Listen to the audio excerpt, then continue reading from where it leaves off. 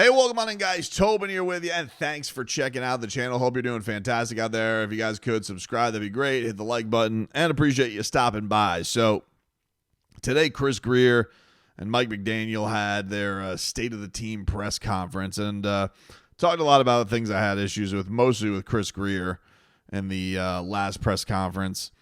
I just didn't think that he took a lot of accountability for where things are at, or enough accountability, backtracked on things that he had said that were major foot and mouth situations and all of that stuff. So that was not great to hear. But the other thing that really stood out with Mike McDaniel is he seems to really have an issue right now with getting players to adhere to really basic stuff like showing up on time.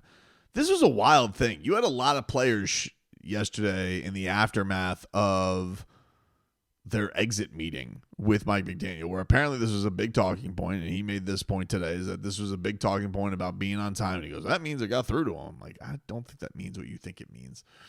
Because I think the guys who probably talked about it are probably your most accountable guys. And the guys that didn't talk about it, well, they're probably selling shitty socks that haven't tore them all. But I don't really know what Mike McDaniel can do with this issue, because it feels like players are walking all over him, doing whatever the hell they wanted to, doing, showing up when they want to, practicing when they want to, showing up late for meetings.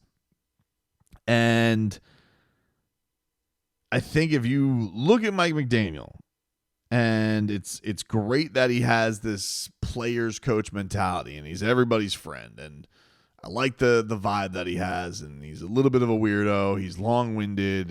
He's philosophical.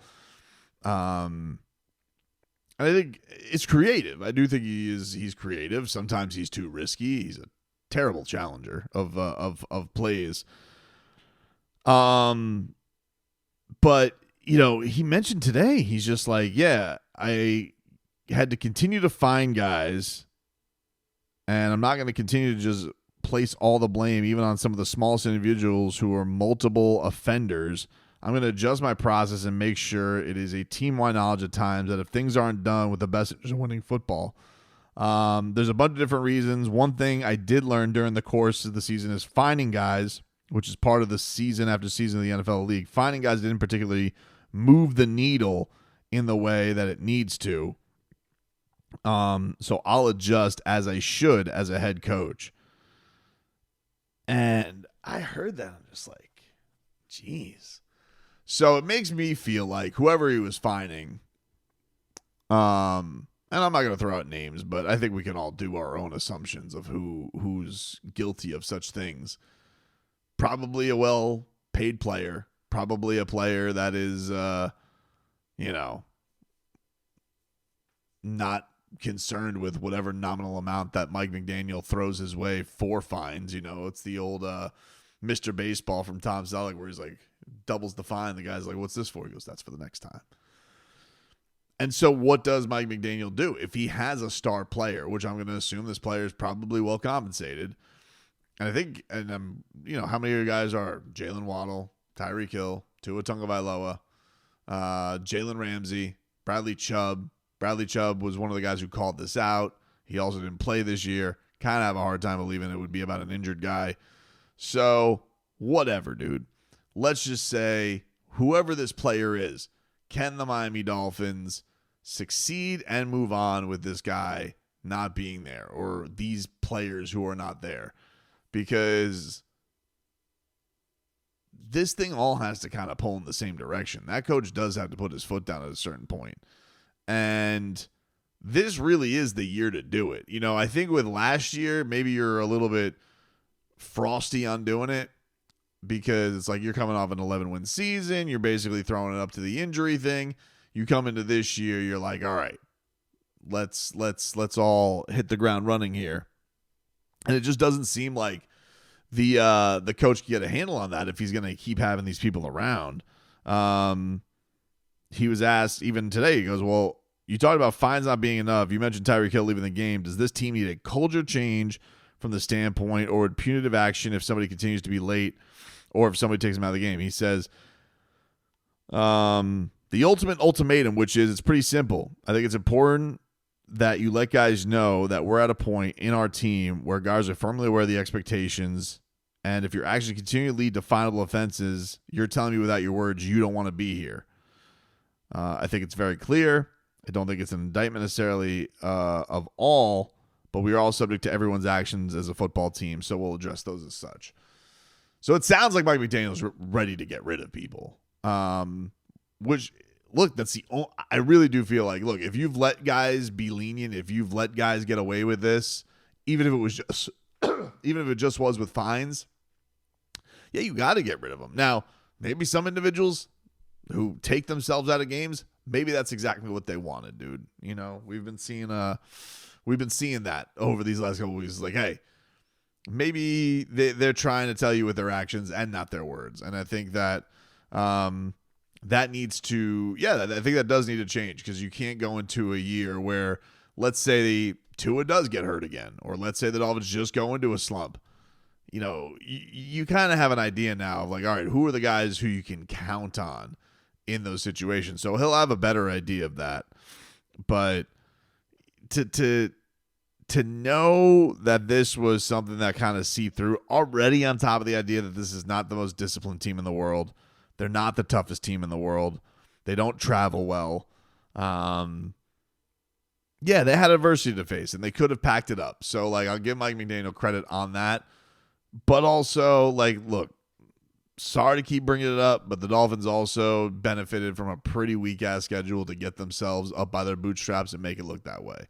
And when you need to step up in weight class a little bit, and as Chris Greer said today, if you need the elements that you have to face, just seemed like the discipline wasn't there for them. And that's a recurring theme throughout his entire tenure. So that's why I said, today, like, both of these guys, I didn't come out of this feeling that great that either one of them is going to be able to get the Miami Dolphins to where they need to be. It just, it feels like they kind of are who they are. And Mike McDaniel is not a dictator. He's not a player's coach. He is a player's coach who especially caters, it seems like, to stars. And, this is one of the things with him always being overly cautious and having guys miss practice. And, like, you see certain veterans who are like, oh, he's missing practice? Maybe I'll miss a practice and I'll be sick. But, I won't really be. I'll be sick. Maybe I'll miss a practice for personal reasons. Maybe I'll miss a practice for whatever, dude. But there just seem to be so many times where, like, for an organization that likes to talk about how much it values practice, it doesn't really feel like they did it all the way, because if you were a star player, you could play by different rules. And it's not like that's the most uncommon thing in football, but it feels like it was taken gravely advantage of here with this coach. And he's got to get that by the balls. He's got to take it. He's got to take control of that. Otherwise, it's never going to get fixed. And I don't even know. The damage may be already done with it. But from my standpoint, I was like, wow. To hear this over the last couple of days, already on top of the issues that people have worried, Dolphins team, not aggressive enough, not tough enough, not disciplined enough. Never seems like they can outcoach or outplay anybody that's surprising. And then on top of it, everybody's just kind of doing whatever they want. They're kind of just going about it and doing whatever they want. And I just don't know. Like, this is the thing to me, though. If you're Stephen Ross, okay, and sure, Chris Greer made note of it. You didn't have your quarterback for a third of the season. Great. We've all been aware. But you hear these guys, like, if I was Stephen Ross, to me, like, I don't know if you guys saw this Shad Khan thing, right, where Shad Khan was on a Zoom call with Trent Baalke, and somebody asked him about, like, what if they don't think the front office is set up for the best position? They convince you it's a better way. And he's just like, well, I guess if they can convince me of that, we'll go in that direction. And to me, if I was Stephen Ross, I almost would have wanted to hear. I'm sure he'll talk to them, but I almost would have wanted to hear, how do they answer all this stuff? How do they handle all this stuff? I would have wanted to know before I put out that statement. Hey, the players are kind of running amok. They're kind of doing whatever the hell they want, or some certain players are. They're not listening to the fines. They don't respect the coach. And maybe they'll just end up getting rid of those players, and that player might flourish somebody else because they're tremendously talented. But how do you not get to a point where the coach has the respect of nipping it in the bud, It happens, it's not like Mike Tomlin hasn't outcast people, and I think he has tremendous respect from people. The same thing with Andy Reid. I don't think you really heard it with Man Campbell or anything like that. It's not like it's not like Bill Belichick hasn't sent people home. It's not that you can't have bad apples in a locker room, no matter who the coach is, but you do kind of have the feeling like this coach is bending to the whim of stars a little bit more. It's just hard not to have that impression of this. And they gotta figure out that culture. They gotta get that fixed. And hopefully another year of growth gets them to that. But I didn't come out of this press conference feeling that. Like I'm really in a mode of I gotta see that, because I already feel like as a person who believed in Mike McDaniel and a person who believed in I already feel like I gave them my faith, and it hasn't really been rewarded. So now I'm at the point of show me mode. For the people who have been pessimistic and then they're like, boop, told you, hey, props to you guys.